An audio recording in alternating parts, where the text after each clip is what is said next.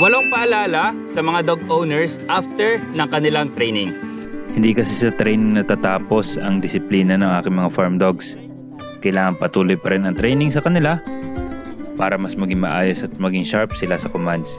Kaya pinaalalahanan kami ni Coach Vic kung ano ang mga patuloy pa namin na kailangan gawin. Ano itong mga ito? Tara!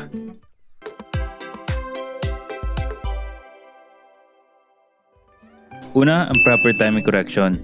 Proper tag ng leash kapag may gusto kang i-correct. Timing is the key. Hindi kasi pwedeng basta na lang hihilahin pag may behavior sila na ayaw natin. Lalo lang sila malilito.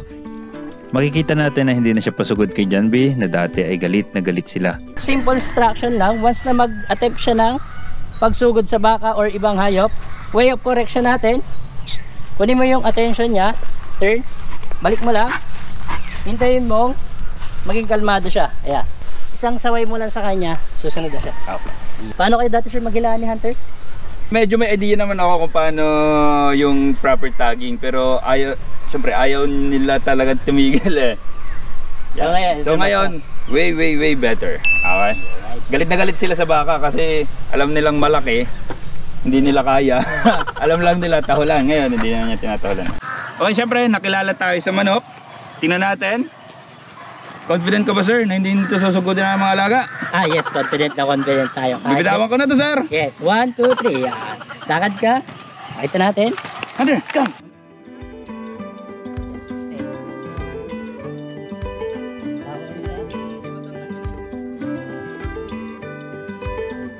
So may nag-comment na check daw natin pag tinanggal natin yung leash. Sit, Hunter. Tingnan natin. Tanggalin natin yung leash ni Hunter dito sa ating manukan.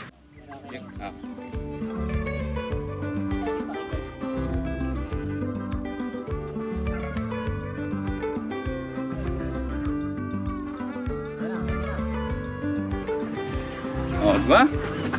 Nagkakan lang siya through the chicken. Hunter. Pangalawa, crate training. Napakahalaga nito.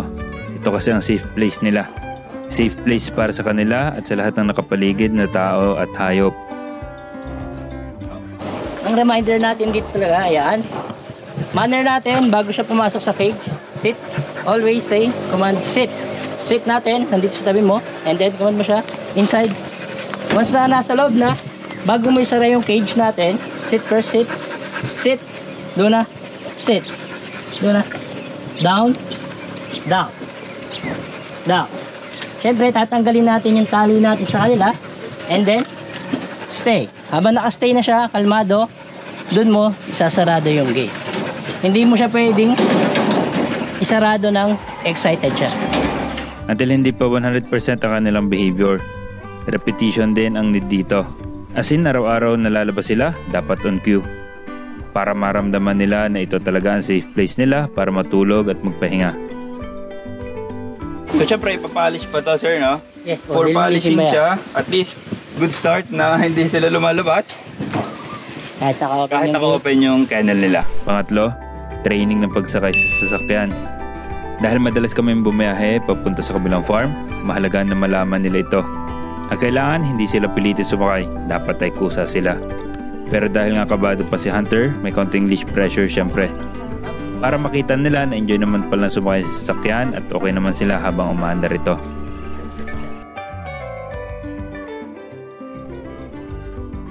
So ayun, yung isa pang advice ko dito kala sir sa vehicular training na ginawa namin, kailangan lagi nakasit, kalmado. Every time na mag-move sila Hunter nang hindi na tatalon or mag-attempt, correct lang, perfect timing. Once na mag-attempt, unahan mo lang.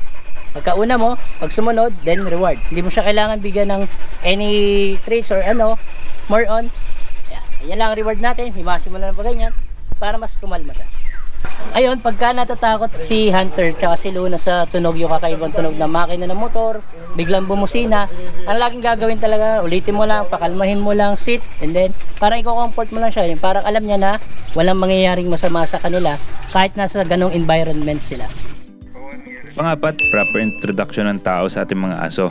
Hindi kasi pwedeng basta na lang may lalapit sa kanila, lalo at sila ay power breed. Dapat nakasit sila and relax. Then, ang taong lalapit ng dahan-dahan at iabot ang kamay nila. Hahayaan na dilaan ng aso ang bagong tao. Dito, makikita nila na wala namang masamang intensyon ng bagong tao na pinapakilala natin. At pag nakita natin na comfortable sila, by then, pwede na ipet ng konti, with caution pa rin syempre. Pang-5, pack training. Isa pa sa mga tinuro ko sa kanila at saka kay sir is yung pack training nilang dalawa. Kung saan, kahit si sir lang ang may hawak sa kanilang dalawa, once na kinamad niya kahit basic command, is sumusunod sa kanya.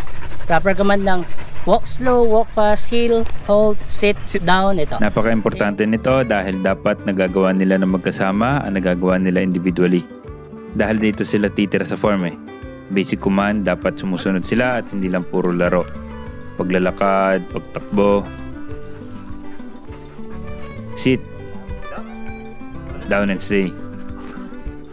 Kasama dito ang paglalakad sa kalsada dahil naglalakad lang kami papunta dito tuwing umaga papunta sa farm. Exercise na rin. Activity at para masanay sila sa ibang environment at iba-ibang distractions. Pati training, importante ito. Para hindi sila sa kennel dumudumi. Paano ba ginawa namin yung potty train sa kanila? Siyempre, time interval ng kain nila. Ang oras ng kain nila sa gabi, 6 PM and then sa umaga is 7 AM. Kaya dapat may time ang paglabas nila sa kennel. Malaking tulong din ito para ma-ensure na hindi sila dudumi sa lugar na hindi dapat.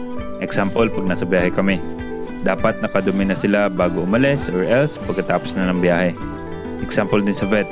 Ayaw natin dumumi sila habang nasa vet tayo. Yari tayo dyan. Command to eat training. Ito ay isa sa importanteng behavior para makita ng aso na ikaw ang alpha. Dapat hindi sila kakain hanggang hindi mo sinasabi. Need pa ng practice tungkol dito kasi both ways to eh. Maring hindi nakukuha ng aking mga aso dahil nalilito sila sa aking body language. Kaya bukod sa kanila, kailangan ko rin magsanay syempre pa. Para ma-generalize nila. Bukod sa magkasama para hindi sila magagawan at mag-away, kasama rin kasi yan sa pack training. Minsan din ay sa kennel ko sila pinapakain. And then ang last at ang pinaka-importante, repetition. Ito ang pinaka-importante. Paulit, ulit, ulit, ulit, ulit. Dapat itong ginagawa para maging habit nila ang behavior. Kaya naman pag may pagkakataon, talagang binibigyan ko ng oras kahit 30 minutes sa umaga at 30 minutes sa gabi bago sila kumain. Eh yun yung 8 paalala ko kila sir. After ng training nila, 8 paalala, reminders para hindi sila bumalik sa dating behavior nila. And then sa ibang mga kliyente namin, ganyan din yung mga paalala namin sa kanila. Okay sir, thank you very much dun sa inyong mga paalala, syempre sa pag-train sa kanila. Tingin mo ba sir, kayang-kaya namin i-maintain yung kanilang current behavior? Yes, kayang-kaya niya yan sir. Nakita ko naman, responsive sila sobra sa inyo, mas mabilis silang sumunod. Okay. Compared sa dati nilang behavior po sir. Okay sir, thank you very much ulit. Thank you po ma'am. Thank you, sir. Okay, Hunter and Luna for you. Yun lang, maraming salamat. Subscribe and peace!